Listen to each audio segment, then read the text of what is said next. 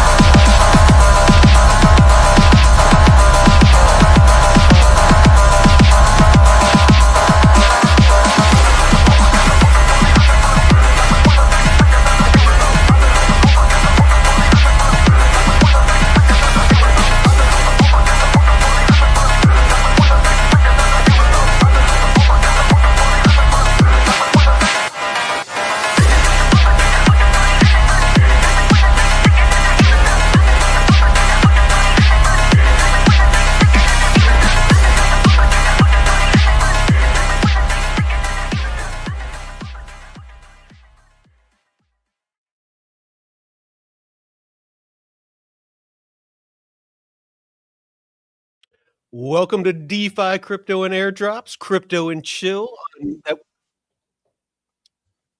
Hold on 1 second. We got something. There we go.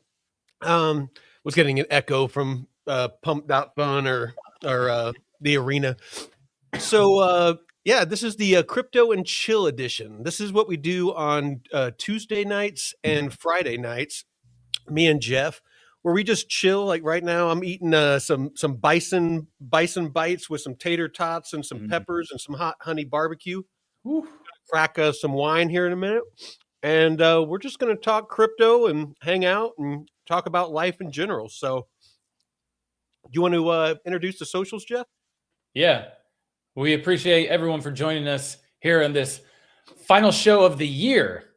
Here at DeFi Crypto and Airdrops, where me and Myke go live every Tuesday and Friday, 5 p.m. Pacific, 8 p.m. Eastern. Myke also goes live Monday for the Money Talks at 10 a.m. Pacific, 1 p.m. Eastern. Wednesday, 2 p.m. Pacific, 5 p.m. Eastern with the DeFi Masterclass with David and Jake. David was gracious enough to join us last Tuesday. Yeah, for a lot of fun. So that was a good conversation. Or was it the week before? But yeah, we got a lot of great alpha here that we shared throughout the week between DeFi, crypto, and airdrops, and even interviews that are going to be dropping. And there's our brother channels, Jake Call, Blockchain Basement, Discover Crypto, and David's DeFi University. Jake Call has Metrics Finance, which is a DeFi portfolio tracker and simulator. Him and David are actually working together on incorporating more new features. And there is a free version before you get started on the paid. If you find it valuable, you can jump into the paid stuff, but start for free. Great resources. And David's DeFi University is now pretty much all free except for the daily live mentorship. So you get 2 hours a day, Monday through Friday. It's $97 a month for that feature. But everything else, the mastery courses, which we were going over. You have no excuse to not know about DeFi. Between our little course that we have on our YouTube channel and what David offers, there is absolutely no reason why you should not know everything about DeFi and not have to pay for it. There's no reason for you to go anywhere and pay to learn about DeFi. You don't need to pay us any money. You don't need to invest anything. You don't need to join anything necessarily. You just go to DeFi University, link in the description of the channel and every episode, and just go through the courses. They're structured. There's tests. There's all of that. Yeah, a lot of great stuff for free. The people will pay thousands of dollars for anywhere else. You know, it's incredible the stuff that these guys are dishing out and offering. And there's actually one DeFi channel out there that David pretty much built their entire freaking course, and they're charging like $10,000 a year or more. Yep. And also check out Myke's DeFi Wize newsletter that goes out Monday through Friday. They get up early to get all the alpha together for you, picking ranges and stuff, and just under $20 a month, and getting a lot of good testimonials. So you can also jump in our Discord. All the links are down below. Discord's free. We don't charge anything at all. People in there, once in a while, he'll share some snippets from the newsletter as a little tease. But yeah, we got a lot of great community members in there, not only sharing their positions and what they're finding, but they find a lot of alpha for us. So we appreciate everyone that's in there. So Twinklebell and Jay, and if you're on Twitter, jump in the chat on YouTube. I know it's hard to chat on Twitter, but we are at the _only_ DCA. You can catch Vet at Veteran4Crypto, me at the BCR142. We're streaming on Pump.Fun and The Arena. I heard Drew this morning on the basement shouting out the channel and stuff too. Sorry about that. There you go. Yeah, Sorry Drew about and that. them. Drew was shouting us out because me and him are going to be doing that interview on January 20th is when we're recording it. And it's basically his name is, and I might not pronounce this right, Shal Kafur. He is the COO and co-founder of Canton Network. And so me and Drew are going to be interviewing him. Yeah, Shal Kafir. That's him. Yeah, and he was part of Zcash's development as well, which is pretty cool. No, he has quite the interesting background. You know, he's a military vet, done quite a few things. Damn, that's awesome. Yeah, that's going to be a great show because definitely have some questions dude. About him. And they've been building 10 years, they said? Yeah, there is so much confusion out there about Canton Network. I just this afternoon, I was actually even talking to Elio Trades. He started following me, and we were going back and forth in some private messaging, just talking about Canton Network. I know he's kind of a controversial personality. In crypto, you can't be in crypto and not be controversial in one way or another. Yeah. But and I've never really invested in any like super or any of those things that that he's done before.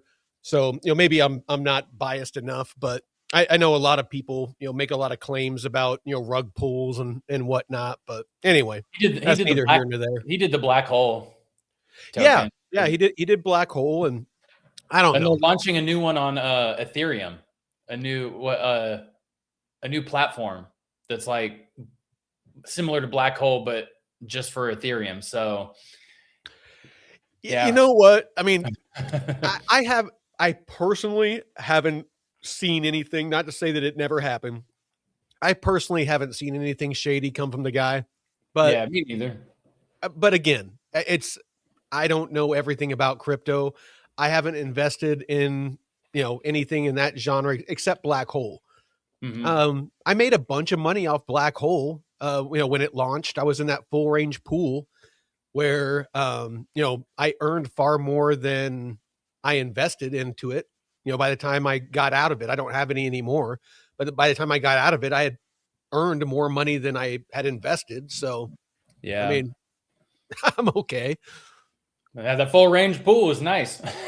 Oh, dude, there was a bunch of people in our community that were farming it forever, and it was earning a couple of 1,000% for a while, and then for a good while it was like 400-300% APR that it was earning, and I was just constantly changing that over into other tokens. I wasn't that bullish long term on Avalanche VE33 style dexes. Yeah. Everybody knows my favorite VE33 dex is Aerodrome, and that's where my attention is. So anyway, that's where I sit on that one. Yep. A lot of stuff around the markets, man, and you can't just go with every new shining object. No, and that was another conversation I was having with another gentleman this evening on X. I guess he had put like 90% of his net worth into Canton, and I was like, dude, don't get me wrong, I'm bullish on Canton, but that's a little bit much to have in any project. I mean, even Bitcoin, in my opinion. But but he was, sent me an article about Warren Buffett and how supposedly his mentor and him always preached that diversification, split attention. But if you actually read the article, what it really says is don't invest in so many different projects or so many different companies that you can't stay knowledgeable on all of your investments. So don't split your focus so much to where, you can't keep track of what's going on with them. And that I agree with. You don't want to be in like 20, 30, 40, 50 different projects that you have no idea what's going on with them.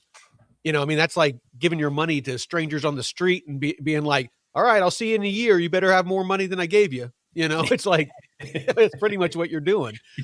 So, yeah, I totally agree. Being like 5, maybe 10 different projects, whatever you have the bandwidth to stay up to speed on, or if you have resources like, good solid channels like ours, or, like our newsletter or, something like that, to where you have people that boil down the information for you so that it's easily digestible and you can have a glass of wine and eat your dinner and listen to it, then absolutely.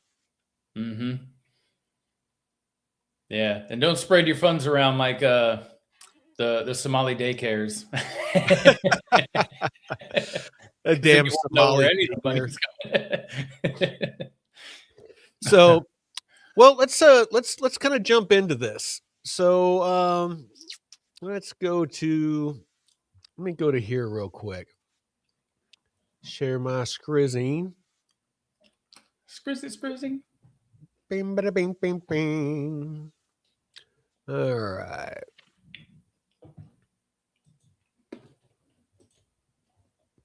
All right.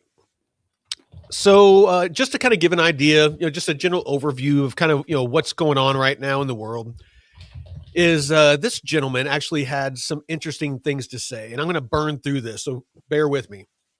U.S. Treasury has a massive problem nobody wants to talk about. Take a good look at this chart. The giant blue spike. Yeah, that's trillions of U.S. debt that expires in 2026. Not 2030, not 2040, 2026. And all of it has to be refinanced at much higher rates. This is why Trump and many people love him or hate him. That is why a lot of people are fighting to get lower interest rates. It's not just me and you that are buying cars and houses and things like that that care about interest rates.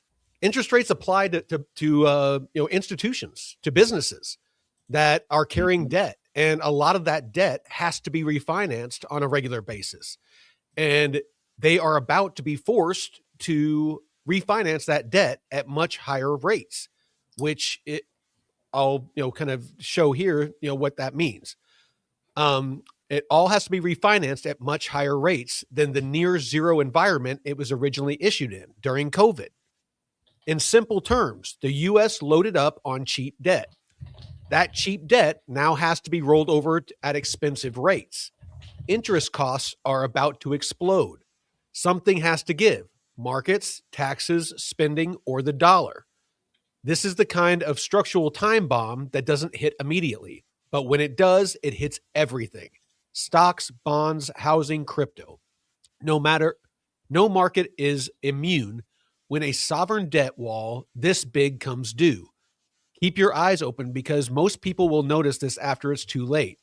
I was one of the only people who called the top in October, yada, yada, yada. Okay, pat yourself on the back. Great. So I thought this was pretty funny. The young man that found the fraud in Minnesota. For my first trick, I'll get Democrats to publicly defend fraud. I thought that was pretty funny. That's racist. Yeah, racist. Or white supremacy. It's white supremacy is the reason why it happened. Walter, where did this money come from? I started a fake Somali daycare. Oh my God. Aerodrome. 750K in rewards for Coinbase wrapped ETH and Coinbase wrapped XRP. We're teaming up with Gauntlet to accelerate the adoption of Coinbase wrapped assets on Base. USDC rewards are live for the Coinbase wrapped ETH, concentrated liquidity, and Coinbase wrapped XRP wrapped ETH, concentrated liquidity, and another concentrated liquidity pool. So those of you that don't know, Aerodrome is one of the most bullish projects that I'm looking at, just with the way it currently sits, what's projected in Q2 of 2026, with the new platform, the merge of Velodrome and Aerodrome, the new token launch, the new tokenomics with that new token that is going to help it be much more deflationary. The adaptive reward structure to where the rewards that are paid out, it's, you know, I won't, that's way too nuanced. I won't go down that right now. A lot of good shit that even I've been waiting for a while, man. With absolutely. And we've gone over it in other episodes if you're interested. The ones that are labeled, you know, Aerodrome or Base Network. 2025 was the year regulated finance moved on chain and Canton scaled with it. Here's our year wrap. I'll just hit a couple of these. They were in Paris, HSBC, and BNP Paribas, if that's how you say it. You know, they came to the actually, you know what? I'll show this. So this is the ecosystem for Canton. This is everybody that's involved. So you have the validators, you know, the Canton Foundation around this outside ring. You know, you can see some of these logos and probably pick out, you know, who some of these are. But that's all the people that are on, or all the foundation, or all the institutions that are on the Canton Foundation. And then, of course, you have all the forensics and security, the interoperability, Chainlink, Layer Zero, Wormhole. You know, and these are all people that aren't just in negotiations or talking about, you know, being part of this project. These are institutions that are actually part of this project. This isn't rumors. That, you know, this is, you know, I have a buddy who's a banker that heard from another banker that, you know, knows a guy that, you know, was, you know, at a glory hole in a truck stop and heard, you know, this, you know, this is actual verifiable, you know, that these are the, you know, the institutions that are on the Canton network. So, yeah. Because that's a good point, because there's a lot of projects that will put, you know, Chainlink or just like all these big flashy names and say, yeah, we're partners with them. It's like, well, you kind of integrated their systems and not necessarily a partner. But Canton, I mean, they're like deeply involved with all of these projects. Oh no, absolutely. And then if you're interested, and I'm going to give you a couple of places to look. And I always highly encourage you to do your own research. Don't just take my word for it. Don't take anybody's word for it on social media. Always do your own research. You know, definitely, you know, take into account, you know, some of the stuff that you hear on social media. But I only trust things that give their references. So if they say, you know, give, you know, exact numbers, or say that this is happening or that is happening, or, you know, somebody told them, unless they actually cite that reference, I say bullshit. You know, give me a link to where you found that data. And that's what I, you know, try to do. And that's what I'm doing here, is if you want to go to canton.thetie.io, this is a bunch of on-chain data for Canton Network. Daily fees right now of $830,000. The on-chain conversion rate is just under 14 cents. You know, that's what the token's going for. Implied market cap. And then you have how many validator nodes there are, how many super validators, and the current coin supply. This, you know, shows that the reward split by role over time. So as you can see, this is part of the tokenomics. And my understanding, again, I'm just going off of my understanding so far. That's why I'm so excited about the interview we're going to do. But as you can see, is as time goes on, this is years down here. So it looks like it's been about 2 years since the launch. And here in January, there is what's called a double halving. So it's basically going to have the amount of tokens that are new tokens that are minted. And that is going to assist in the multiple levers that the Canton network uses to be potentially deflationary. So there is a burn mint mechanism. And as the network becomes gets more traffic, then less is minted and more is burned. So you can see, from this that over time, less is being minted. And then as there's more network traffic, they burn the CC token. Now, I'm still digging into the way that the Canton network token CC is used isn't necessarily in a traditional sense like a gas token. Fees aren't directly paid in CC, is my understanding. But the token does play an integral role in the ecosystem. So we'll get into that. And that might be a beneficial thing, because if you pay it out in CC, you would kind of need that inflation to keep up, right? At least with some protocols, they pay out in their token, but the inflation rate kind of outpaces the deflation. Well, they pay the validators in CC token, but the fees, my understanding, is actually paid in USD or USD. I'm guessing stable coins is the way that it's going to be paid. And I think the way Ethereum has their burn mechanism, since they incorporated EIP 1559 or whatever that was a few years ago, is this going to be more efficient than that? Do you suspect? I honestly, I think it will be, but time will tell. Okay. It's a new project. There's still a lot of question marks. I'll be the first to admit that. I mean, again, there's a lot of confusion about this project. I'm still learning, and I've been looking at it for weeks now. Yeah, maybe we can ask. I'll keep that one for Shao. Yeah. No. Me and Drew are getting questions together. We've asked, on socials, we've asked people, if you have any questions about Canton Network, let us know, and we're going to hit Shaw with it. And, he's seems like a really cool guy, and he's very excited to answer people's questions. Actually, him, the CEO, and a couple of other C-suite positions at Canton, I've been talking with on social media, and all of them are very, very transparent and very engaged with answering people's questions directly. Nice. It's not just like their head of marketing or something like that that's answering questions. It's the actual C-suite positions, CEO, COO, people like that are actively engaged with the community. So awesome. I've been pretty impressed because they really don't need to. This project, it's generating plenty of fees and revenue. It doesn't need token sales. So they don't need to pander or cater to retail at all. No, they're passionate. What's that? They're passionate. That shows you the passion that they have for the project and what they're willing to do. I mean, kind of like Charles with, when he was early in Cardano, showing he was out there answering questions, doing the AMAs. He's kind of, gotten away from that a little bit.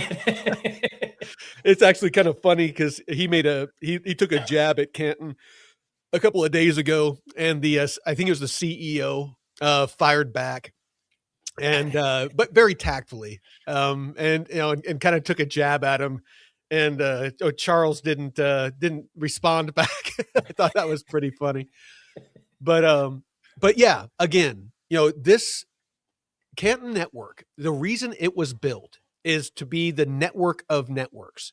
So what that means is banks and institutions have their own internal networks currently, where they have all of their internal like say it's a bank, they have everything that's visible to their what's the word I'm looking for? Basically everybody within the company. So, only people that are authorized to see, who owns what bank account and how much money they have in there and what investments they have and, all of that sort of stuff. It's only visible to those that are authorized to see it. Now, people that work at Wells Fargo can't see what is going on at, JP Morgan Chase. Mm-hmm. But with Canton Network, it connects those two siloed networks and only allows visibility to those that need to have visibility. So if somebody transfers money from Wells Fargo to JP Morgan Chase, then the individual that's doing the transfer, the individual or institution that's receiving the transfer, and the two banking institutions can see that. Regulators can see that, but no one else can see that. And it can change. Those permissions can change to where only the individuals that are necessary in the transaction can see it, which is very different than what we're used to in crypto. In crypto, everything is on chain, everything's transparent, and it's great because we can see what big institutions are doing a lot of times in crypto. And that allows us to make similar moves if you're paying attention. But that window is closing. If you haven't noticed, there's a huge narrative right now with privacy that's taking place. That's, it started when Zcash started taking off, is everyone started, moving liquidity over into Zcash because there's no visibility as a privacy layer where there's no visibility about who owns what. So the rumor was everybody was moving their year-end profits or towards the year-end profits into Zcash, and then they were going to move it out of there into other things and almost do like a Tornado Cash style, a shell game, So I don't know if that's what actually happened, but that's what's going on right now. Is there's a narrative of, there needing to be a privacy layer. I don't want people to know how much money I have and where I'm sending it, just like you don't. Yeah. I mean, kind of piggybacking off of that, the post that you commented on a few weeks ago, somebody was saying that they paid somebody for services in USDC, and that person looked at their wallet and could see how much their net worth is. And, that kind of puts a target on your back. If somebody knows you and they're like, oh shit, this person has $1 million of crypto in their wallet, I'm going to go extort them or something, you just, you don't want to be able to have that transparency. I mean, it's good when you don't know who these people are, you can just see wallet activity and shit. But when somebody that you're paying services for or something to, you don't want that. You want some sort of privacy. Oh, absolutely. Yeah. And check out this. You got the cumulative unique parties just going parabolic. You have daily active users, around September, it took off. You have daily transactions, friggin', almost, I mean, it took a pullback here but just basically just building and building. And then you have, let's see, where's my other one? Oh, here we go. Canton Scan. So here is another tool, Canton Scan. So it's just, cantonscan.com. This is another place that you can find a lot of really good analytics. So you can go to statistics up here on top. And this is what I was talking about with the burn mint activity. So you can see here the this is the daily mint activity. So, back in 2024, then you come into 2025 and we're about to go into 2026. But you can see that the new mints are starting to slowly drop with network usage. As more people are using the network, then less and less less tokens look like they're being minted, and because of those halvings and things like that. Now, you look at the burn rate. The burn rate also, it has been increasing. It's obviously going to fluctuate with transactions, things like that. But, over time, overall, it's, gradually increasing. You're getting higher highs, you're getting higher lows. And then you got the daily burn mint ratio. So, again, this is just all really good data that you can look at. That's actual data. It's facts. There's no emotion. This is just, it is what it is. You can look at this. You can draw your own conclusions. Just numbers speak for themselves. It's why I love data. It keeps me unemotional. It's why I rely, so heavily on fundamentals and data. But you can see here, CC supply over time. It was, building much faster at the beginning. It, started to peter off, but for the most part, it's just been growing. That's because the network wasn't necessarily being used. Now that it's gone live, now the network is getting used. Now the burns are going to start to increase, things like that. So, all right. This is one thing I ran across, and then I'll kick it over to you to share what you found. But this is what I was talking about when I was saying in January that there's going to be a double halving. So the most important upcoming event, and this is from Canton's blog on the Canton.network. The most important upcoming event in Canton's supply dynamics is coming up mid-January 2026, which represents a double reduction for super validators. First, total issuance per block will be cut in half. Second, that the super validator share of that issuance will fall from 48% to 20% as more rewards are directed toward validators and applications. 3 years later, a similar double halving occurs again. Total issuance halves once more, and the super validator share drops again from 20% to 10%. So again, this is reducing the amount of new tokens that are being put out, into circulation. This compounding effect means that once the network reaches burn mint equilibrium, and remember I was talking about, the burn mint, that as more network usage, that, more is being burned, and as some of these other things are occurring, less tokens are coming on, as those move together and find that equilibrium across validators and applications, the super validator pool becomes the dominant and rapidly shrinking source of new issuance. So as the Canton network is adopted and more institutions and banks and things like that are using it, the faster we get to this equilibrium and the quicker that the amount of tokens in circulation balance out.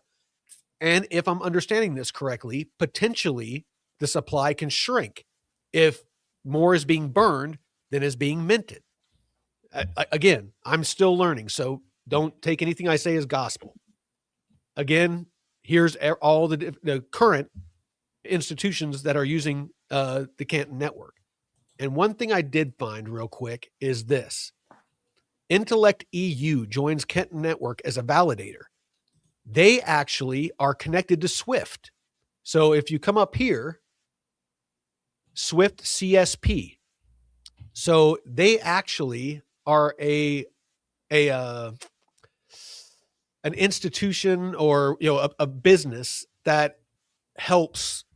Let's actually go here. So I don't want to freaking slay this.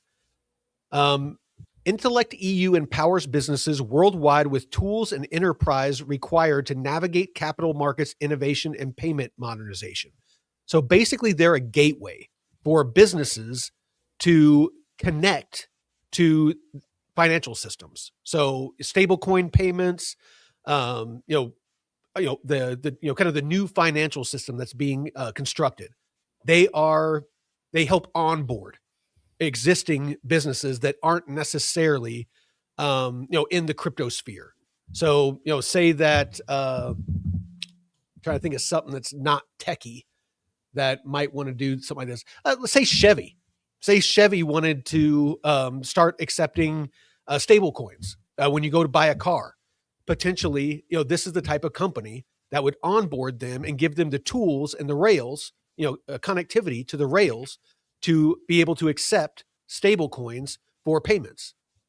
So I just thought that was interesting that I kind of found basically I'm always talking about that network, that kind of the new financial system that's being built out, that's connecting TradFi and DeFi and crypto, and that network of institutions that are connecting to each other that I'm always looking out for. Mm-hmm. So again, found a connection between Canton Network and Swift now. So, all right, I'm going to kick it over to you and let you take the reins for a bit.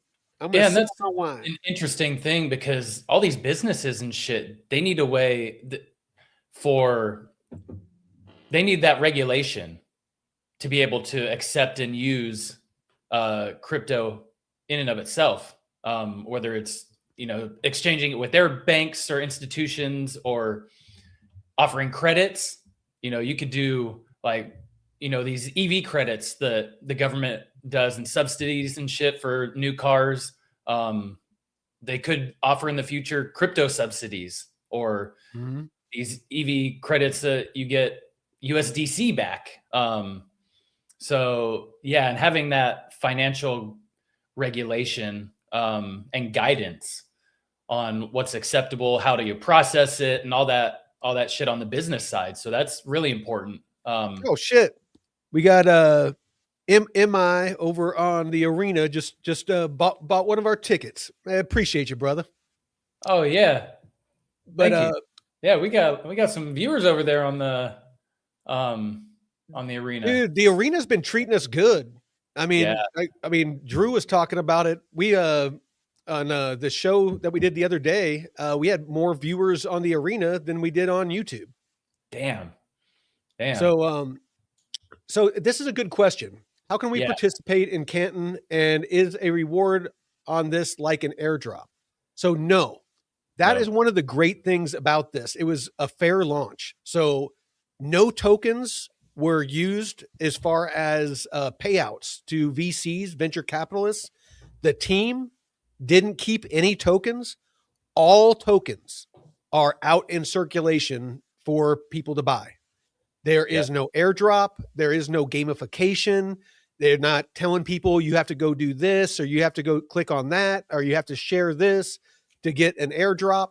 There's none of that.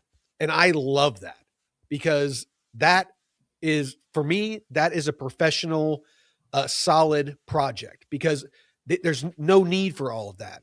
They have institutions adopting. They, again, from what I can tell, they don't need retail. They're making plenty of money without including retail at all. So it was one of my big gripes, as bullish as I am on Plume.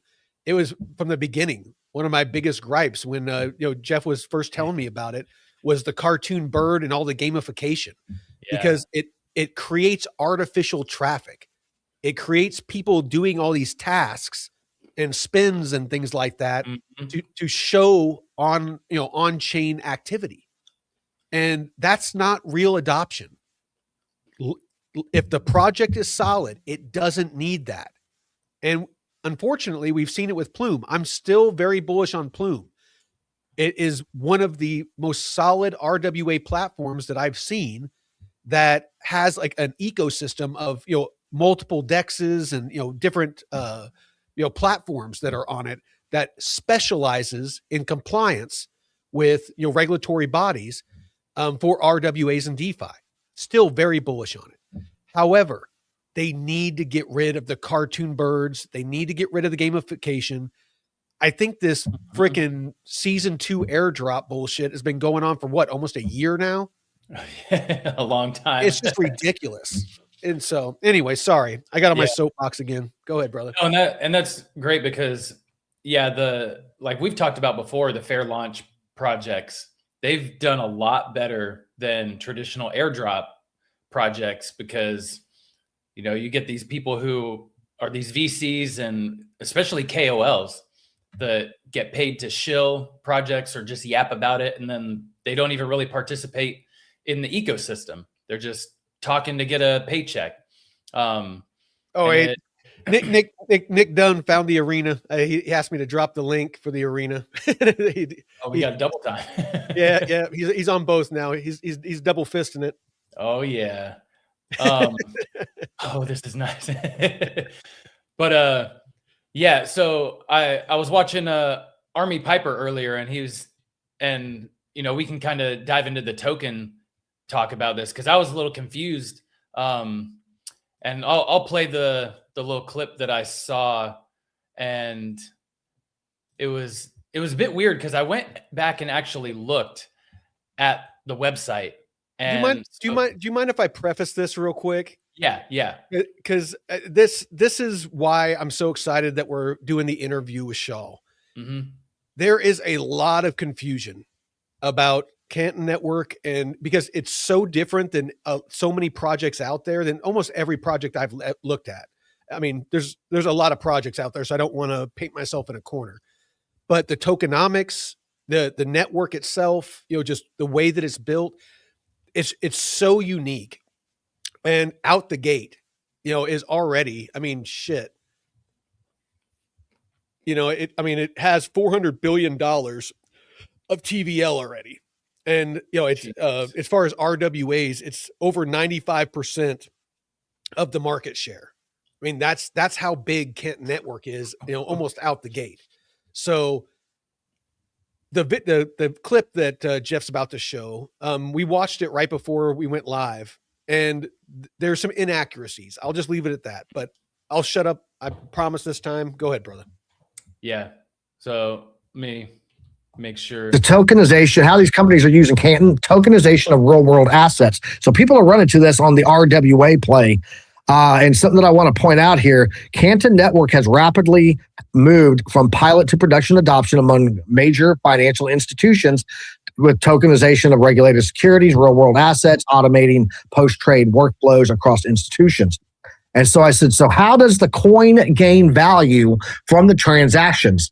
And she said, this is the right question. The answer is subtle but important. Canton Network is not designed like a typical crypto network where transactions actively, directly pump a public token. And so I was like, well, why is the token pumping? And she replies back to me that Canton is not a crypto native speculation network. It is a financial market operating system using a blockchain that is not a publicly traded token. Keep that in mind. And so I said, is this token, and I dropped a picture of the Canton Network, this what you're seeing right here, and it says, this token, the crypto related to the enterprise? And she says, short answer, no, that token is not the Canton Network Enterprise Network. Long answer, this is where the confusion is. What you're looking at is the CC ticker for Canton Network. This name, it's a name collision, not an economic connection. The real enterprise network is Canton Network. Key facts about it: no public token, no gas coin, no retail speculation. So if you guys are looking at this thing and you're thinking this is a play, it's getting adoption, here we go, this is going to be the big mover, guys, not the case. This token is not even related to all of this news that you're seeing on Canton Network out there. So keep. And okay. I went back after that and immediately looked on the website, and right here in the FAQ, it says, what is Canton Coin? Canton Coin, CC, the network's native utility token, was designed to reward real network usage over speculation. And this is their token. So I don't know who, I'm going to reach out to him and kind of chat and see who he was talking to, because that was not accurate at all. And, there's more on the token right here with the tokenomics and the Canton coin and stuff. So, yeah. So I can actually tell you exactly what CC pays for as far as utility. Mm-hmm. So I pulled it up, and it says CC pays for traffic and fees on the global synchronizer, which is a part of the network. Mm-hmm. It incentivizes stakeholders, so that's how they pay out the validators and things like that, and supports services like the Canton name service. So it is their token. It does have utility. It's not a gas token in the traditional sense. That is the confusion that's going on when it comes to the CC token. And again, why I'm so bullish about January 20th, and doing that pre-record is I'm gonna ask all of these questions because I want it to be straight from the horse's mouth. Mm-hmm. Yeah, and if you're looking to get involved with Canton or invest in them, so it says right here, a guide to wallets, exchanges, and custody providers. So looks like Bybit, Gate, Kraken, KuCoin, and MEXC are different exchanges. I don't think they're not on Coinbase yet, right? No. One of the places that where I bought mine was on Kraken. Okay. So the places that you can get it are Bybit, Gate.io, KuCoin, MEXC, Kraken. Some of these other ones I've never heard of. Is there any And some of them decentralized? that I already mentioned I would avoid. Kraken is probably the most reputable that I would trust. Yeah. I used to love KuCoin though, but they started KYC. So, Yeah. oh shit, Canton's almost up to 15 cents now. Is there any decentralized exchanges available yet with Canton? I've been keeping an eye out for that because obviously I want to try to build my bag without having to come out of pocket. But no, there are no dexes.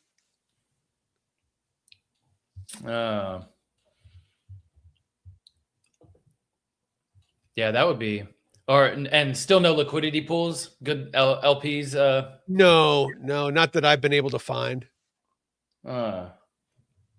Again, I'm keeping an eye out because I mean that's kind of my, my hallmark is I buy a couple grand of of a token and I turn that couple of grand into that 2 or 3 grand and 8 or 10 grand of the token. So yeah, that's kind of what I'm wanting to do with this, but I'm kind of starting to wonder if I'm ever going to get an opportunity. Yeah, and going back to the fair launch model, was it Hyperliquid did that, and they just kept going up and up and up. Mm-hmm. And I used Hyperliquid before they launched, and I wasn't able to get register for the airdrop because they did the geo blocking where you couldn't use like a VPN and shit, and you couldn't be in America. So I couldn't find a VPN that worked to get around it. So I missed out on that, and it was and it's good because you don't have anyone or as many people manipulating the price when those tokens launch. And if you have people actually using the platform or protocol and not just trying to fucking farm it like a game, there was a couple others. I don't remember which, but all the fair launch projects have been great so far. So real quick, in our Discord, link is in the description. The DCA Discord. I started a new channel for Canton Network. In there, we have an Aerodrome one and a Canton Network one, and I put a bunch of links in there for anybody that again, all these research tools that I'm showing here. There you go. Yep, right there. So basically, I dropped in there. There's actually it's quite a read. You might want to throw it into an AI or something and see if it can summarize it for you. But it goes through and it talks about Canton Network validator nodes. Like if you want to try to run a validator node and earn free Canton. I'm actually talking to my brother Taylor about possibly doing it. So how much are they? What's that? What's it cost to be run? Yeah, what's it cost to be a validator? Honestly, I haven't gotten that far yet. I'm gonna, I started looking right before we went live, and so I'm gonna start pouring over it and see how much it costs, if it's kind of cost effective or if it's worthwhile. Yeah, because run validator node. Let's see, get connected. Let's check this out. Yeah, because that would be. I mean, you got institutions using this. I mean, that's a pretty safe bet. You're not gonna. It's not just gonna crash and burn in a year like some of these L2s that are pretty much gone already, or have, well, I think recently they were showing ZK Sync generated like $18 in revenue one month. Well, and I'm glad you bring that up, because that is a huge part of the evolution of blockchain technology. Going from a speculative environment to a utility driven environment. Before, it was all speculation and retail. And that's why you saw all the volatility. It was emotional ass retail buying and selling off of Twitter posts.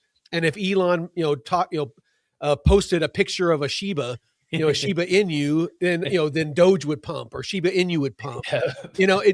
Those days, I think, are over. We are moving into the next stage where actual utility is going to drive value. And in traditional business, value is determined by what the revenue that is generated, the profit or the money that is made, by the company, by the project, whatever it is. That is what you need to be looking at. And this is something David always talks about, is, how does value translate over to token holders? How is it that it benefits people to buy the token? Because are you buying it and just hoping price go up? Or are you buying it because there's token buybacks, because there's some sort of mechanism in the tokenomics that gives you yield, that pays you yield in some way? So this is the new way of thinking that you need to reprogram yourself if you've been in crypto for a while and you're used to just following narratives, or just, following whatever is, has the mind share on social media, because we're moving into a new environment to where that's not what is going to drive prices. And I think we saw it with this lackluster bull market that we were all waiting for and never arrived. It's because institutions are driving price now, not retail. So call it manipulation, call it smart money, call it whatever you want. But these institutions are not just going to throw money at the wall and see if it sticks. They are putting their liquidity, they're putting their money into solid projects that they have a fiduciary responsibility to their investors to churn a profit. There's laws and regulations that make it so. And that's why institutions for a long time didn't get into crypto. And with the passage of the Genius Act that for stablecoins that goes into effect in 2027, and other legislation, as that comes into play, you're going to see more and more adoption. That's why you're seeing this mad rush right now of these banks and institutions building on all these rails, like Canton Network, like Ethereum, like Base, just all these different projects. Why they're coming out with these tokenized, RWAs for their traditional products like stocks, bonds, treasuries, real estate, all of those things, gold, silver, there's a reason for that. So anyway. Yeah. I don't see anything so it says running validator node on Canton involves minimal upfront capital compared to traditional proof of stake blockchains, but ongoing operational costs depend on your setup. It doesn't really say a whole lot. Monthly cloud costs could range from 100 to 500 plus, depending on provider. There's pricing is not publicly listed, but it's marketed as the fastest and easiest way, implying subscription or service fees tailored to institutional needs. So I guess there's not really a whole lot right now. And I saw that about Kita. See Kita crushing chain spec. I'm not sure what that is. That's what the multi-billions on the way. Yeah, well, a KTA is Kita. Yeah. And and I have a good bag of Kita. I really haven't seen much I mean, it's kind of been crickets for a lot of projects lately.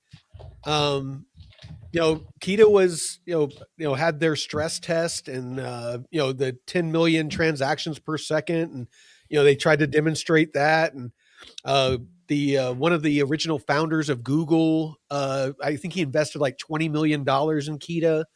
I mean, there's a lot of really bullish stuff about Kita.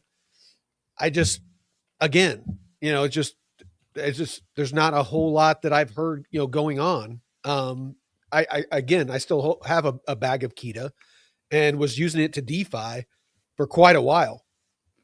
And built quite a respectable bag of it, but we'll see. Yeah. So ChainSpect verified Kita stress test results with 11.1 million max TPS. But we live streamed that here on the channel.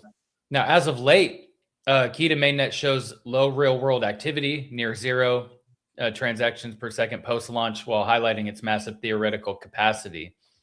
So it looks like they're, according to them, holding up that simulation. Yeah. Because a lot of times testnet, it doesn't always reflect real world mainnet launch.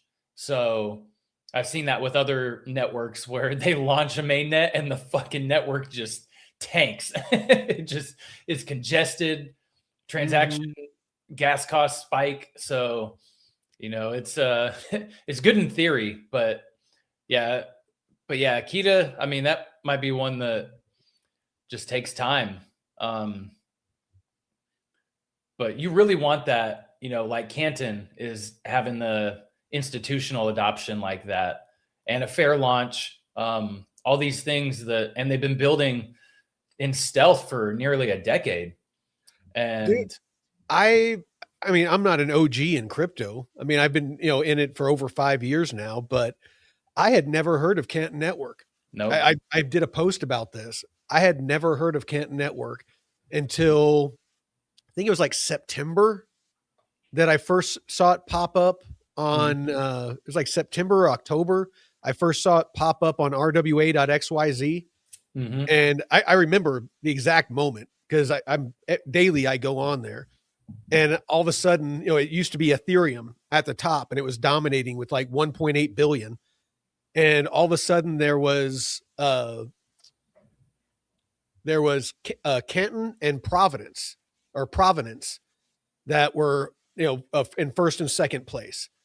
And friggin' Canton had like 400 times what Ethereum had, because it was like 400 billion or it was 200 times because roughly Ethereum had 2 billion and Canton had 400 billion. And so I got hold of Drew and I was like, dude, have you heard of this project? Like, what's the deal with this? And he's like, I don't know. And so we, started taking a look at it. And that's kind of why I, reached out to him whenever, Shaw got a hold of me and said he was willing to come on the show. And that's the reason I got a hold of Drew and was like, hey, Drew, do you want to, have this on have it air on Discover Crypto, Blockchain Basement, and our channel? And, help me with the interview. And he was like, absolutely. And so, I talked to TJ and Drew and they're on board, but I mean, it's just, I feel it's really important to get information as close to the source as possible. I can speculate all day long. I can read through this stuff and give you my interpretation. Am I going to get it right 100% of the time? 100%. No, I'm not. It's none of us, influencers are going to get it right all the time. That's why I don't do price predictions. That's why I don't do any kind of predictions. Anybody that has talked to me at all and asked me what's your price prediction for Arrow? I can see how it might or could go to $5 or more. What it's going to go to, I have no clue. And I'm not going to pretend to know. Do I think it's going to be more than it is now? If I hold it, absolutely. But, it's just, I just try to present facts as I know them. I'm just documenting my journey in crypto and my journey in DeFi and trying to share my knowledge on these projects. So again, always do your own research. I give you my source materials. I don't hoard it and hide it. I give you all of the sources that I go to for the information I give you. You're more than free to go in there, dig through it yourself. And by all means, please, I have people all the time that are like, hey, you're wrong about this in the Discord or something. Hey, you're wrong about this. Or, hey, did you see this, Myke? And I'll look, oh shit, I didn't know that. There's things about Arrow that pop up. These projects evolve all the time. New stuff comes up about them, new functionality. At first you couldn't plus up your Arrow locks. Like say you lock 2,500 Arrow, and for some reason, it's like, only like 2,400 show up, and you think you're not going to qualify for the flight school bonus. You didn't used to be able to do it, but there was a time where all of a sudden you could actually increase the lock as long as the flight school flight hasn't left yet. Then you would be able to plus it up and still get the bonus. Stuff like that happens all the time. We can't keep up with everything. So please do your own research. Yeah, and we're not paid by any of these projects. We don't have any incentives to, hype shit up and shill. I mean, that's just not in our nature anyways. And, we're not going to sacrifice our integrity, just to get a paycheck. And I'll be honest, we'll never, I if it's up to me, which I mean, for the most part it is, and I know you feel the same way, Jeff, and that's why I say that, is there's plenty of ways for us to make money to where people can choose to just, help us and support the channel. The newsletter, tipping us on the arena, there's other ways. Yep. When it comes to what we talk about and what we say about a project, I feel is at the core of what the trust that you all put in us, that watch and that listen and believe what we say here. There is way too many channels out there that are going to tell you what you want to hear for views because they're monetized. We're not monetized on YouTube. It doesn't matter if we have 50 viewers or 10,000 viewers. We're not making money on YouTube. It doesn't matter how many viewers we have. I don't want to ever have to pander and cater for views. I want to make sure that we're putting good, solid information out, and we'll make money other ways. So know that whatever you hear here from us, that it is 100% what we believe and what we think based off the information that we have digested. It's not like Jeff was saying, it's not because Canton Network got a hold of us and said, hey, we'll give you, 1 million tokens if you talk nice about us. Or, I mean, and we get those. I get those emails every single day. I get emails of different, exchanges saying, hey, if, we have, these great incentives. If you, talk about us on the channel, then, we'll pay you. And no, because I don't want to talk about a project or talk about an exchange. You all go out there and use it, trusting us, and then you get rug pulled or something. I don't want that. I sleep well at night knowing that we do what we do. So. Yeah. And we've seen too much of that in the past with people shilling and they don't disclose certain things. And then you're just like, yeah, it doesn't end well. Never ends well. I don't care how much money they're trying to offer. It's I sleep good at night knowing that we're doing it with integrity and honesty. Because it's hard to find that in this space.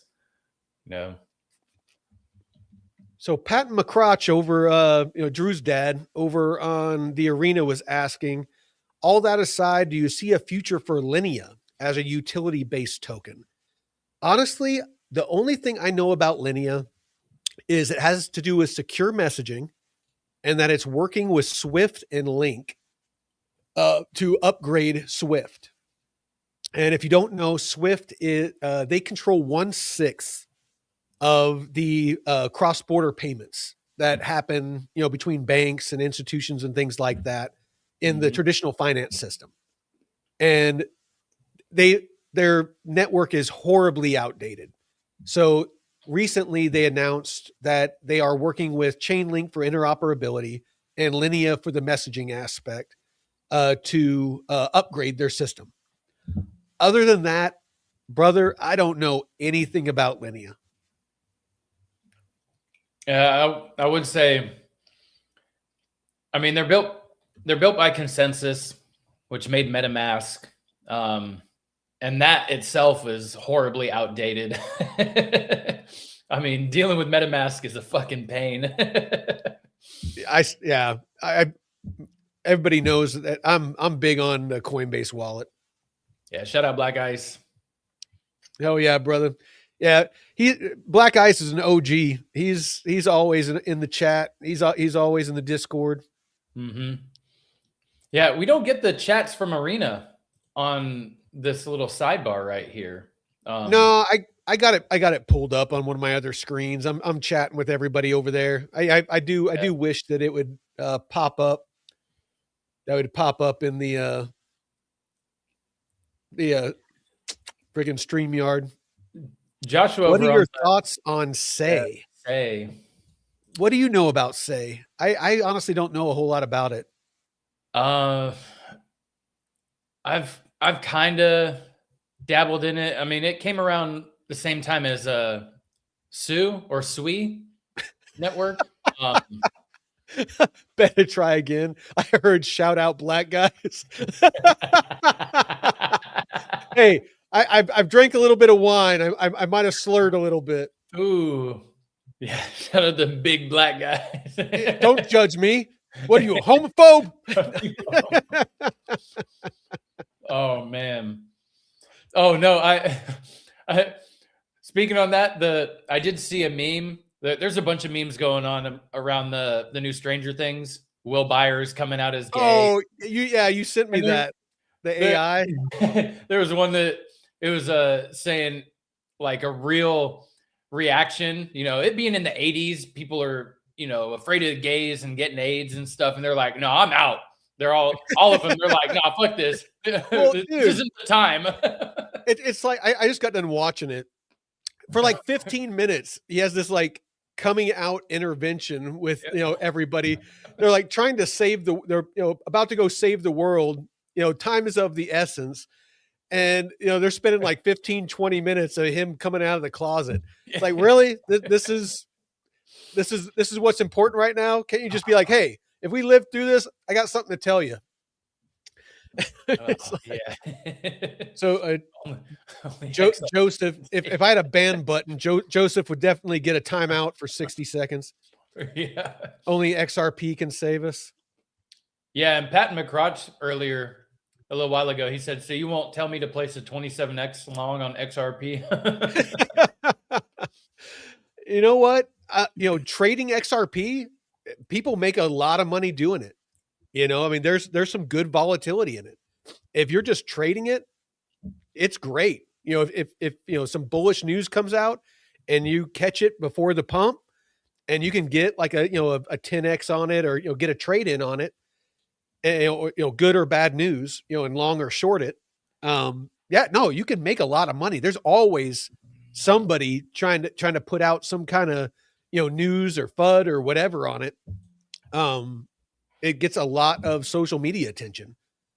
But as far as a long-term hold, I just, if anybody that's watched the channel, I mean, it used to be my largest holding. I had 40,000 XRP.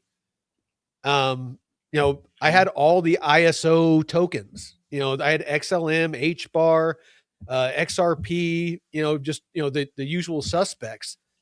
And, once we got that initial pump, what was it, the end of 2024, beginning of 2025, I sold them all. And that's when I got into Aerodrome and got into DeFi and we started this channel and, all of that.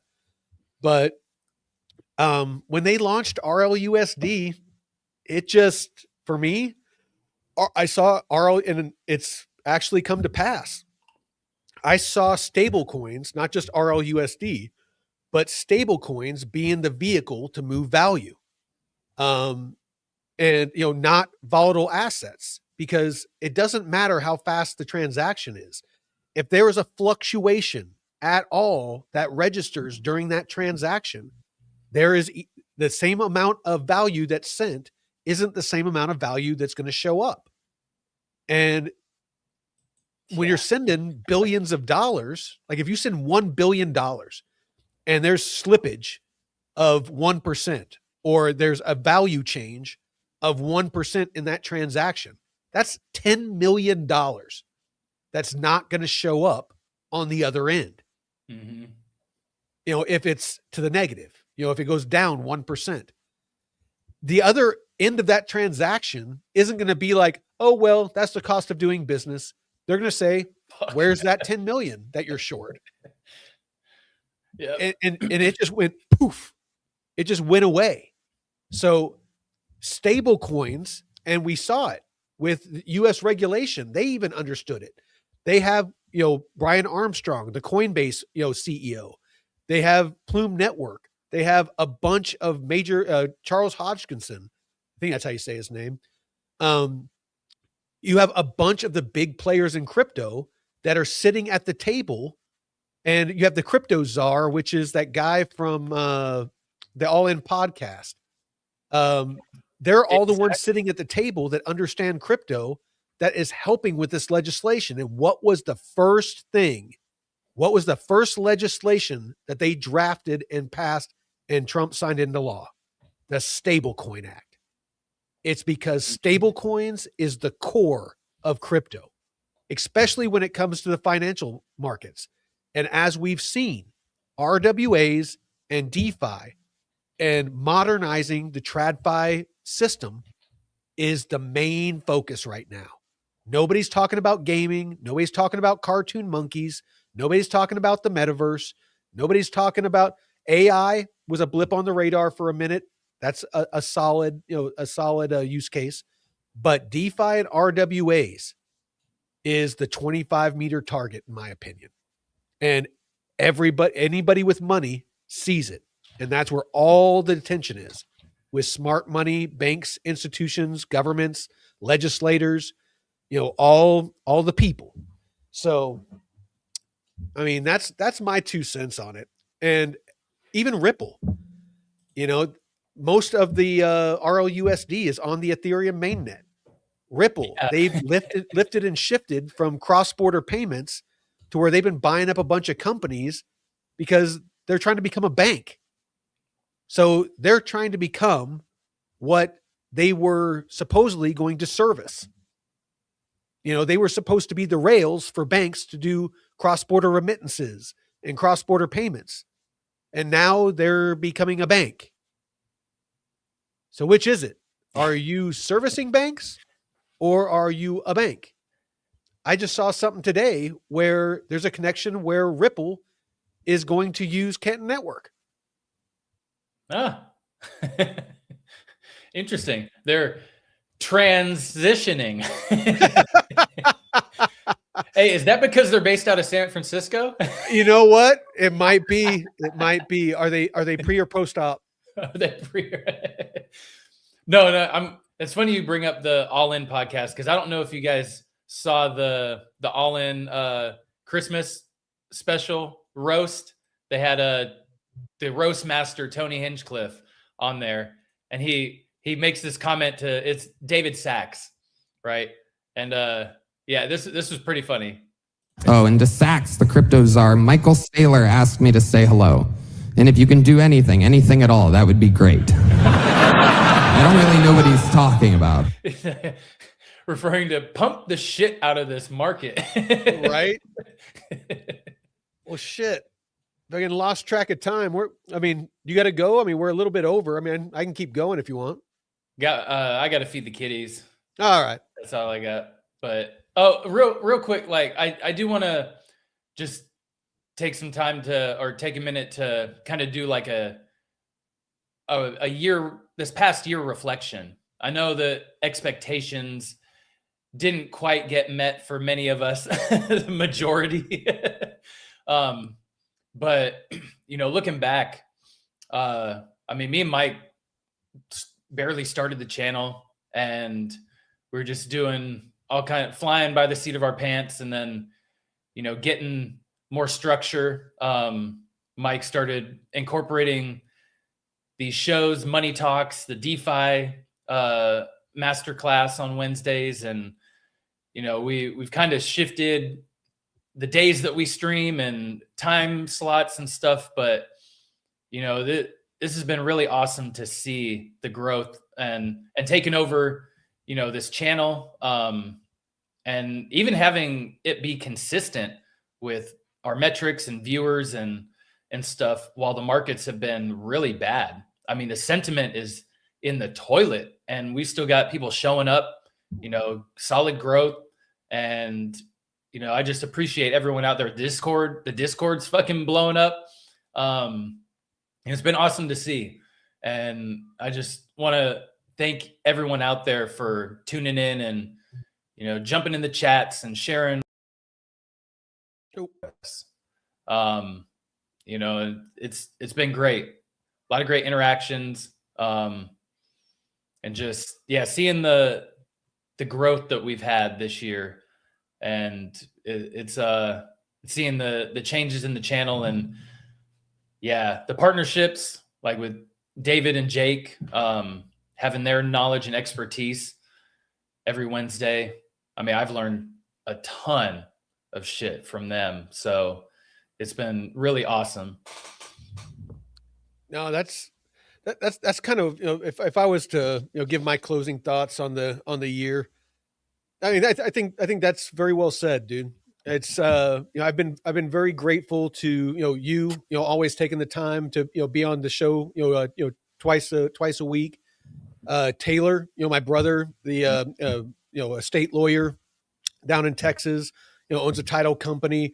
Guy, I mean, does him and his family do jujitsu competitions, and I mean, just guy's busier than shit. But every Monday he takes the time, has absolutely no upside, monetarily. He takes an hour out of his Monday, where he's not making money, running his business. I mean, he's making money, but he's not taking clients, and so he's losing money by doing the show.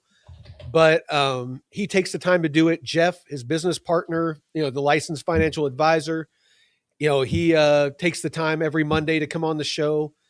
Jake and David, they have absolutely no, they're not getting paid. None of us are getting paid for this, but everybody believes we really have built a really good community, both people that watch and people on the show that just love what we do, that just love, crypto, love DeFi, love, just teaching people and, trying to uplift other people. And it's not for money, because again, none of us are getting paid. There's no monetary upside to any of this. I think I make like $200 a month off of the newsletter, so far, because there's a couple of people that were cool enough to sign up for it. Great info in there, but we just launched it about a month or two ago. But I mean, we make about as much money as it costs us to do this channel. So that isn't a play to try to get you guys to sign up for anything or anything like that. That is just, I want to be transparent with you all that we really are here for love of the game. We love all of you out there, and the support that you give us and the stories that you share with us in the Discord of your successes. That's what gets me up at 4 a.m. every morning to do the newsletter and to start my research and start putting, the show together and, doing the graphics for the thumbnails for YouTube and getting my notes together and, just all the different things it takes to do each one of these shows. This is my full-time job. I'm retired.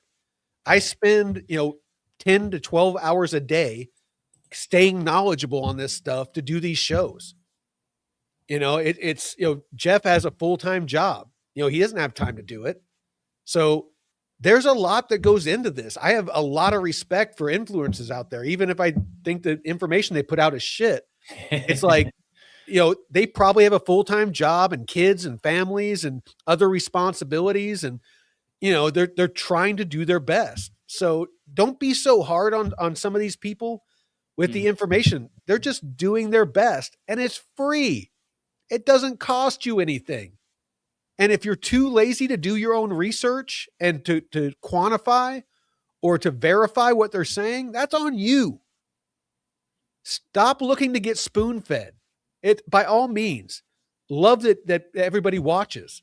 And by all means, you know, that's why I'm always showing you where I get my information. Teach a man to fish. I don't want to just give you a fish. I want to teach you to fish so that you can do your own research on these projects or any projects that you find interesting. That's what this channel is about. So that's all I got. I'll get off my soapbox and get back to drinking. Yes, yes. No, that perfectly said, man. And hope everyone out there, yeah, Nick Dunn, Black Ice, Deadwood, Better Try Again, all the homies, Joseph, Cupidor. Who else we got? Pat McCrotch. Pat McCrotch. Pat McCrotch is over on the arena. We got Joshua. Josh. He's been tipping people over in the arena for joining over there. Big shout out to you, brother. I would rather you tip you know, each other than you tip us, but we'll take the tips though. But just for a minute, just to see how it feels. A little bit. And you know, we hope all of you have a wonderful new year. You know, be safe. Get a designated driver if needed. You know, it's not worth risking your life just for you know, I've done stupid things too many times and been lucky enough to survive, so it's not worth it. You know what? If any of you are out there that you know, just feel like staying home and, you know, you're not going to go out and, you know, do anything on New Year's, I might jump on and do like a New Year's show. You know, just, you know, do a special crypto and chill episode for New Year's and just have a couple of drinks, because I'm not going to go anywhere. I mean, I live in the middle of fucking nowhere. I don't want to drive with all the suicidal deer. Jeff knows, he was just up here. Yep. It's like, I don't want to drive anywhere. So, yeah, I'll just sit here and have some drinks and we can just freaking bullshit. Maybe I'll see if anybody in the community wants to come on and, you know, has a camera and a microphone. Oh shit, that'd be dope. That'd be a lot of fun. But, well, you better go feed the kitties, man. Yep. All right. Well, we appreciate all you out there. Till next time, Veteran Crypto out. Peace. Happy New Year.